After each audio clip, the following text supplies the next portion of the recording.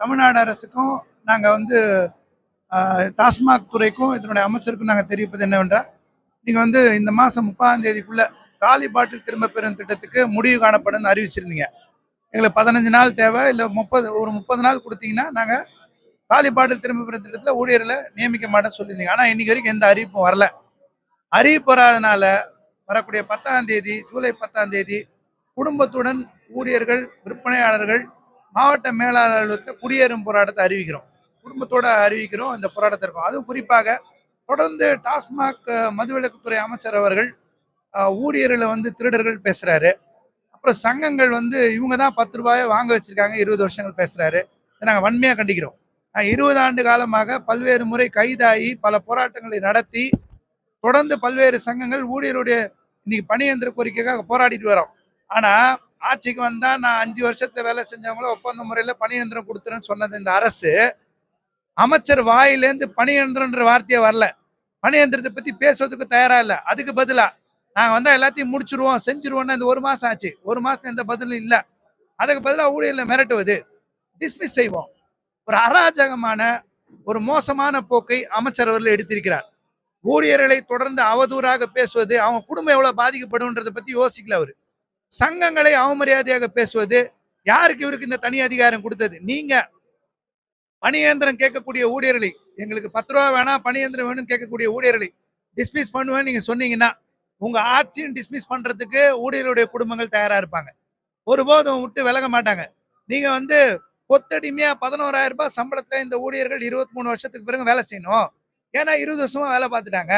அப்படியே இருந்தாதான் நல்லது நீங்க நினைச்சீங்கன்னா, உங்களுக்கு எதிரான போராட்டங்களை கட்டமைப்போம். ஒருபோதும் ஆட்சியும் பதவின்றது நிரந்தரம் கிடையாது.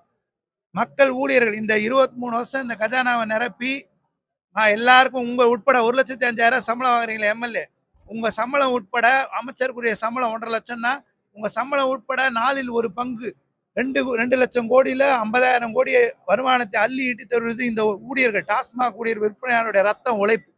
அதெல்லாம் மறந்துட்டு அவங்க 11,000 சம்பளம் 20 வருஷம் வேலை பார்த்தாங்களே அப்படியே இருந்துக்க வேண்டியதான என்ற முறையில் பண்ணீங்கன்னா அதற்குண்டான எதிர் விளைவுகளை சந்திப்பீர்கள். எங்க கோரிக்கையை பணியந்திர கோரிக்கை, நீங்க சொன்ன தேர்தல் வாக்குறுதி 5 வருஷத்துல அரசு துறையில ஒப்பந்த முறையில் இருந்தா பணியந்திர வாக்குறுதி, இதை நீங்க நிறைவேற்றலைன்னா தொடர்ச்சியான எங்க போராட்டத்தை சந்திப்பீங்க. நாளை முதலே வேலை நிறுத்த போராட்டத்தை ஊழியர்கள் தன்னெச்சரிக்கையா எடுத்தாங்கன்னா எங்க விற்பனையாளர் சங்கம் ஆதரிக்கும். எங்களோட சங்க போராட்டம் 10ஆம் தேதி நாங்கள் அறிவிச்சிருக்கோம். குடியிருப்பு போராட்டம் மாவட்ட மேலாளர் அலுவலகத்தில் குடும்பத்தோடு, நீங்க சொன்ன வாக்குறுதியை நிறைவேற்றலைன்னு. அதையும் தாண்டி ஊழியர்கள் தன்னெச்சரிக்கையா நாளைக்கு போராட்டம் நடந்துச்சுன்னா தமிழ்நாடு முழுக்க விற்பனையாளர் சங்கம் கூடுதல் பலமாக இருந்து நாங்கள் தொடர் போராட்டங்கள் நடத்துவோம்.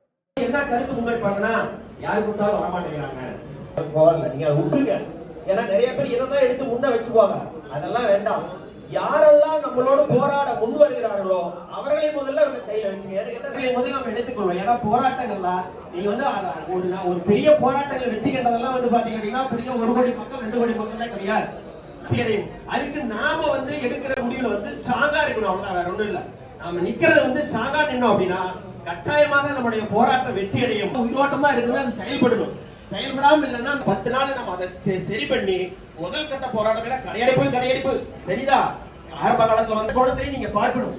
புரியுதுங்களா? அப்போ அதை எதிர்கொள்ளக்கூடிய ஆற்றலும் சக்தி நமக்கு இருக்கணும். புரியுதுங்களா ஐயா? அதுக்கான பின்விளைவுகள் வரதே நம்ம சந்திக்க தயாராக இருக்க வேண்டும் என்பதை நீங்கள் மன கைப்பட இருக்குது. நம்மளே கிட்டத்தட்ட ஒரு கடை சாதாரணமாக ஒரு நாளைக்கு 5 லட்சம் 6 லட்சம் வரைக்கும் அவர கடை ஒரு 60 விழுக்காடு கடை இருக்குது. அந்த கடைகள் எல்லாமே பாத்தீங்கன்னா மாசம் வந்து 1 கோடி ரூபாய்க்கு மேல டர்ன் ஓவர் ஆகுது. ஆனா எந்த பொது சுகாதாரத்துல பாத்தீங்கன்னா எந்த கடையிலும் ஒரு கழிப்படம் கிடையாது, ஒரு கழிப்பட வசதி கிடையாது. இந்த மாதிரி ஒரு